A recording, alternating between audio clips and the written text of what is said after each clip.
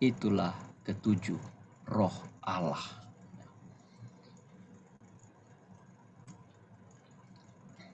Jadi kesimpulan frase ketujuh roh Allah ini adalah Roh Kudus itu sendiri. Kemudian penggunaan angka 7 adalah ekspresi simbolik dari kesempurnaan.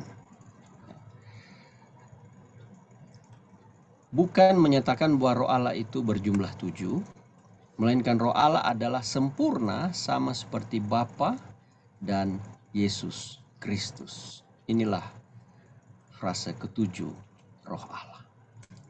Nah, kalau kita perhatikan apa yang diulas dari alkitab.sabda.org, ini sumber atau referensi yang kita boleh percaya tentang hal-hal yang sehubungan dengan Alkitab. Dia menyebutkan demikian. Pemakaian dan makna angka 7 dalam Alkitab. Dalam Alkitab, angka 7 dan 7 kali sering dipakai seperti di atas, yaitu dengan arti sesuatu yang lengkap atau keseluruhan, kesempurnaan. Bahkan pada waktu jumlah sebenarnya berbeda. Jadi ada contoh-contoh di sana, saudara boleh lihat. Inilah angka 7 di dalam Alkitab. Nah, kita juga tahu bagaimana pada waktu Tuhan menciptakan langit dan bumi, di mana menggambarkan Kejadian pasal 1 ayat 1, 2, dan 3, di mana Allah, kemudian ada firman, kemudian ada kuasa Roh Kudus yang melayang-layang di atas permukaan bumi ini yang masih belum berbentuk dan kosong. Jadi ketiga oknum kealahan juga digambarkan di sana. Dan pada waktu Allah berfirman dan melalui Yesus Kristus segala sesuatu ini ada terjadi, dan ada peran kuasa Roh Kudus juga bersama di sana. Ketika Allah menciptakan langit dan bumi ini selama 6 hari dan sudah selesai pada hari yang ke-6, maka pada hari yang ke-7 Allah berhenti, memberkati, dan menguduskannya. Jadi lengkap, sempurna pada hari yang apa? Ke-7. Tuhan sudah selesai menciptakan langit dan bumi, dan hari ke-7 Tuhan memberkati hari itu. Tuhan tidak bekerja dan Tuhan menguduskannya. Ini gambaran Allah sendiri menggunakan angka 7, 7 hari penciptaan, lengkap. Ini angka 7 pertama kali kita bisa temukan di dalam Alkitab. Jadi saudara-saudara, bagaimana gambaran 7 roh Allah ini melambangkan kesempurnaan kuasa ini, kesempurnaan Kristus, kesempurnaan Allah ada di antara jemaat, di antara umat Tuhan. Bagaimana itu juga kehadirannya ada di surga. Dan kalau kita lihat di dalam mulai dari pasal 1, 2, dan 3, kehadiran kuasa Roh Kudus ini ada di antara umat Tuhan sejak jemaat pertama sampai jemaat akhir. Kuasa Tuhan ada menyertai umat-umat Tuhan, ada di dalam kehidupan jemaat, ada di dalam kehidupan kita. Di dalam, karena Yesus berdoa, aku berdoa kepada Bapa supaya Roh Kudus tinggal di dalam kamu. Inilah kekuatan yang luar biasa yang kita miliki sebenarnya, saudara-saudara. Kuasa Roh Kudus yang memperkenalkan Kristus dalam hidup kita, yang menuntun kita ke dalam seluruh kebenaran, dan kuasa Roh Kudus yang mengingatkan kita akan apa? Dosa. Dengan kuasa yang ada dalam kita ini, kalau kita selalu mengundang kehadiran kuasa Roh Kudus, menyadari akan kehadirannya yang luar biasa, maka ada kuasa yang akan terjadi di dalam hidup kita untuk merubah karakter kita, untuk dapat bertumbuh serupa dengan tabiat Kristus. Itulah peran Roh Kudus, mengajarkan kita akan seluruh kebenaran, memberikan kita hikmat untuk melakukan mengetahui mana dosa, mana tidak, mana benar, mana salah, dan disanggupkan untuk melakukan yang benar. Itulah hikmat, itulah kuasa yang Tuhan berikan. Kuasa menyucikan kita dari segala dosa, kuasa supaya kita membenci dosa dan tidak hidup di dalam dosa, menuntun kita pada hidup yang semakin baik. Kecenderungan hati kita yang selalu ingin melakukan yang benar, suci, adil, mulia, yang kudus, dan yang menyenangkan Tuhan. Inilah kuasa yang Tuhan karuniakan kepada kita. Maka ketika kita berdoa, mintalah kuasa Roh Kudus ini. Allah senang mengaruniakan kuasa ini bagi anak-anak Tuhan yang terbuka hatinya untuk kuasa Roh Kudus tinggal dan menjadikan hidup kita ini tahta bagi kuasa Roh Kudus itu, ya. Dan inilah kuasanya, sempurna bagi hidup kita. Baik. Kemudian diperkenalkan juga ada 4 makhluk di dalam Wahyu 4 ayat 6 sampai yang ke-10. Kita akan baca ayatnya. Di dalam ayat 6 dikatakan, dan di hadapan tahta itu ada lautan kaca bagaikan kristal. Di tengah-tengah tahta itu dan di sekelilingnya ada 4 makhluk penuh dengan mata, di sebelah muka dan di sebelah belakang. Ayat 7, adapun makhluk yang pertama sama seperti singa, makhluk yang kedua sama seperti anak lembu, dan makhluk yang ketiga mempunyai muka seperti muka manusia, dan makhluk yang keempat sama seperti burung nasar yang sedang terbang. 8, dan keempat makhluk itu masing-masing bersayap 6, sekelilingnya dan di sebelah dalamnya penuh dengan mata, dan dengan tidak berhenti-hentinya mereka berseru siang dan malam, kudus, kudus, kuduslah Tuhan Allah yang maha kuasa, yang sudah ada dan yang akan datang. Ayat 9, dan setiap kali makhluk-makhluk itu mempersembahkan puji-pujian dan hormat dan ucapan syukur kepada Dia yang duduk di atas tahta itu dan yang hidup sampai selama-lamanya. Ayat 10, maka tersungkurlah ke-24 tua-tua itu di hadapan Dia yang duduk di atas tahta itu, dan mereka menyembah Dia yang hidup sampai selama-lamanya. Saudara-saudara, makhluk-makhluk ini ya memiliki persamaan dengan makhluk yang ada di dalam penglihatan Nabi Yeskiel dalam Yeskiel 1 ayat 5 sampai 26 yang disebut mereka adalah kerubium, ya. Dan dalam Yeskiel 10 ayat 20 sampai 22. Kita akan lihat apa yang dilihat oleh Yeskiel 1 ayat 5 sampai 9. Dan di tengah-tengah itu juga ada yang menyerupai 4 makhluk hidup, dan beginilah kelihatannya mereka. Mereka menyerupai manusia. Jadi masing-masing mempunyai 4 muka, dan pada masing-masing ada pula 4 sayap.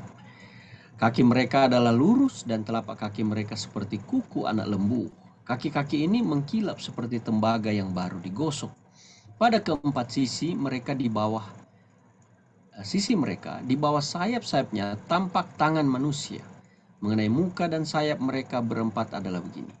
Mereka saling menyentuh dengan sayapnya.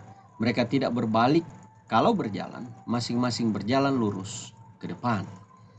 Itu gambaran pertama. Kemudian dalam Yeskiel 10 ayat 20 disebutkan di sana, itulah makhluk-makhluk hidup yang dahulu kulihat di bawah Allah Israel di tepi sungai Kebar. Dan aku mengerti bahwa mereka adalah kerub-kerub. Masing-masing mempunyai 4 muka, dan bagi masing-masing ada 4 sayap, dan di bawah sayap mereka ada yang berbentuk tangan manusia. Luar biasa saudara-saudara, ya. Gambaran tentang makhluk yang ada di depan tahta Allah dan bagaimana mereka menyembah Allah. Mereka menyanyi puji-pujian, memberi hormat, ucapan syukur kepada Tuhan. Saudara, pelajaran yang kita boleh lihat dari sini adalah di surga ada penyembahan, ada ibadah, ada upacara puji-pujian, ada ucapan syukur, bagaimana mereka menyembah Allah dalam kesakralan, dalam kekudusan. Benar, Tuhan kita adalah sahabat, ya, sahabat yang erat bagi kita. Tapi kita harus pahami bahwa ini adalah sahabat yang menciptakan langit dan bumi. Dia Alfa dan Omega, dia awal dan dia akhir. Dia artinya dialah sumber kehidupan. Tidak ada makhluk yang ada sebelum dia. Dialah yang kekal adanya. Tidak berawal dan tidak berakhir. Segala sesuatu yang ada di dunia ini berasal dari dia. Dialah Tuhan itu, pencipta kita, yang menjadi sahabat. Dia ingin datang sebagai sahabat. Tetapi kita perlu ingat, dia adalah Allah yang Maha Kuasa, yang perlu kita hormat dengan sungguh-sungguh, puji, bersyukur kepada dia dengan penuh kesucian, penuh hormat, dan penuh kesakralan. Begitulah makhluk-makhluk ini memperlakukan, atau bersikap di depan Allah. Mereka betul-betul dalam rupa yang luar biasanya ini menggambarkan betapa dahsyatnya mereka, menggambarkan bagaimana mereka sangat menghormati Tuhan di dalam ibadah. Mereka menyembah Tuhan, dan mereka menunjukkan bagaimana di surga itu ada puji-pujian, ada doa, kemudian bagaimana ada kitab anak domba dibuka. Ini satu gambaran komplit ibadah, komplit kita renungan. Seringkali orang mau cepat-cepat aja, sudahlah, nggak usah baca firman, kita nyanyi aja, berdoa, sudah selesai ibadah. Saudara, apa yang terjadi di dalam Wahyu pasal 4 ini menggambarkan contoh bagaimana ketika kita masuk ke dalam satu puji-pujian, penyembahan, ibadah kepada Tuhan. Tidak main-main, saudara-saudara. Kita perlu menghormati kehadiran Tuhan. Firman Tuhan berkata, 2-3 orang berkumpul menyebut nama Tuhan, Tuhan hadir di situ. Kita berada di Zoom ini, secara virtual kehadiran kita, tapi Tuhan hadir di tempat ini. Sikap penghormatan kita kepada Tuhan menunjukkan seberapa kita, sikap kita di dalam ibadah kita menunjukkan seberapa kadar kita menghormati, menyembah, dan mengenal Tuhan kita. Dan pelajaran ini, kerub ini mengajarkan kita bagaimana mereka yang merasakan kehadiran Allah, kuasa Allah, mereka betul-betul menghormati Tuhan, betul-betul menyembah Tuhan, betul-betul menjaga kesakralan kehadiran Tuhan. Seringkali umat-umat Tuhan menganggap remeh datang kepada Tuhan, atau ibadah-ibadah kecil. Seringkali orang menganggap itu hal, orang bilang tidak menganggap hal suci, nyanyi kadang sembarangan, berdoa suka-suka, kata-kata tidak disusun benar, Tuhan tidak dihormati dengan cara itu, saudara-saudara.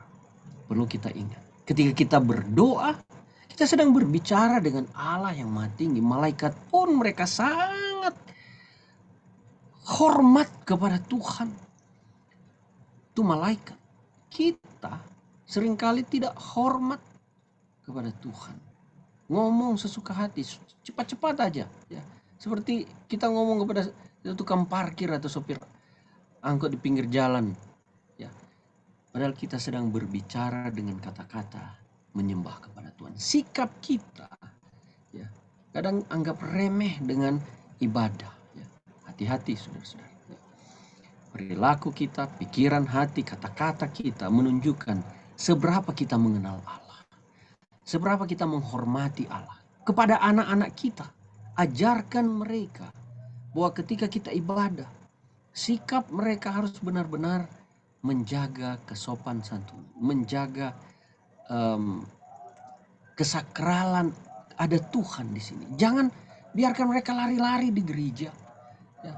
Jangan biarkan mereka teriak-teriak sesuka hati mereka, bermain-main seakan-akan gak ada Tuhan, seakan-akan ini hanya gedung biasa saja. Tidak, saudara-saudara. Ya. Kita harus mendidik anak-anak kita dari sekarang, dari awal dini untuk menghormati Tuhan. Ya. Kita juga orang tua, sikap kita dalam ibadah, apalagi kita, harus benar-benar merasa kehadiran Tuhan di tengah-tengah ibadah kita. Tuhan menghormati orang yang menghormati Tuhan. Di rumah, ibadah pagi dan petang, jangan kita sepelehkan. Tuhan hadir di sana. Ajar kepada anak untuk hormati Tuhan. Dalam sikap bernyanyi, berdoa, membaca Alkitab. Jaga kesakralan hormat. Kenapa? Saya katakan, karena apa yang kita buat di dunia ini adalah melatih karakter kita untuk berada di sorga. Ketika kita tidak bersikap hormat, baik, suci, kudus, bagaimana kita akan diletakkan di sorga oleh Tuhan? Kalau hanya formalitas, gak akan berada di sorga. Saudara, hidup kita ini sedang dibentuk. Tuhan tidak hadir secara pandangan mata kita secara langsung. Ya, itu menjadi ujian bagi kita. Ya. Bahwa ketidak nampak Tuhan secara harafiah mata menunjukkan apakah kita menghormati Tuhan kalau kita tidak lihat.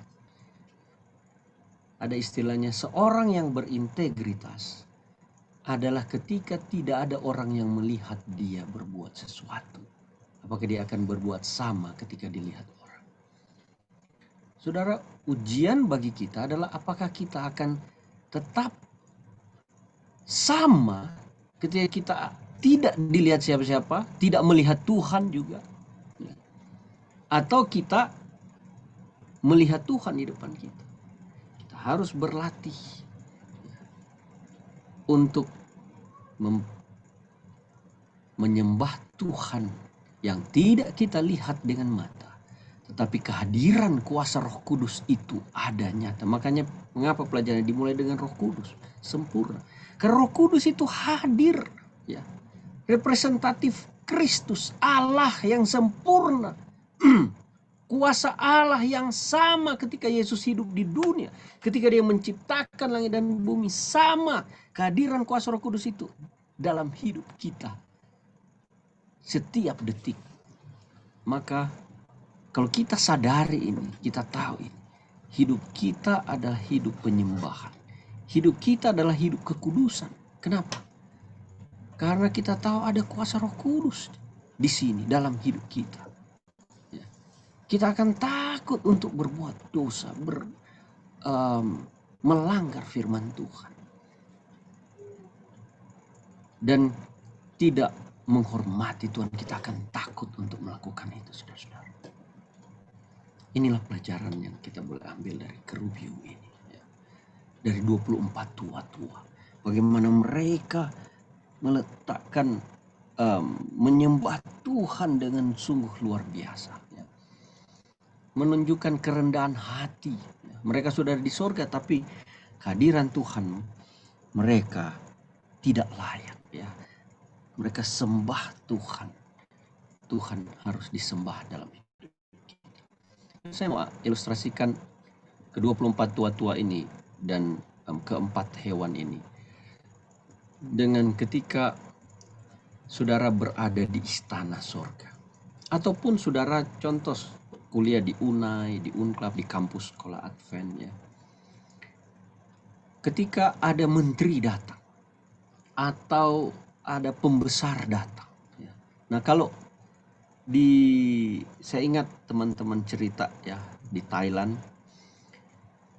pernah kalau mereka undang raja, raja datang ke kampus ketika ada penamatan. Dan saudara bisa bayangkan, kalau penamatan biasa hanya orang kampus ya, hanya sivitas akademika aja yang hadir di situ, biasa saja ya. Sudah begitulah dari dulu. Hanya aktivitas kampus.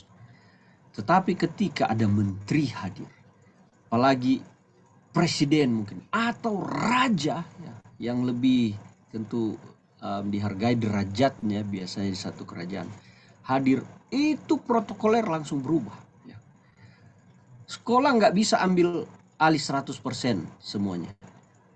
Kerajaan akan datang, mereka akan atur sebagaimana raja berada di kerajaan, hanya pindah tempat ya.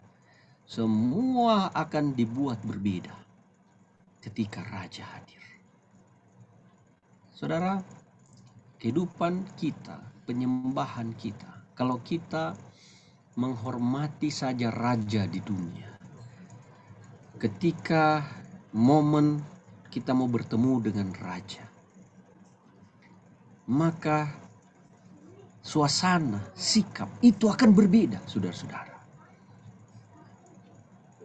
Jangan kita bertemu dengan bos, pembesar, wah kita penuh dengan mempersiapkan diri kita luar biasa. Tapi mau bertemu dengan Tuhan, ya, kita tidak mempersiapkan hati, kita suka-suka hati, sikap kita tidak menunjukkan kesopanan, hati kita tidak pada hanya sekedar formalitas, maka Tuhan Roh Kudus juga akan bersedih. Ya, kita menunjukkan sikap tidak hormat kepada Tuhan.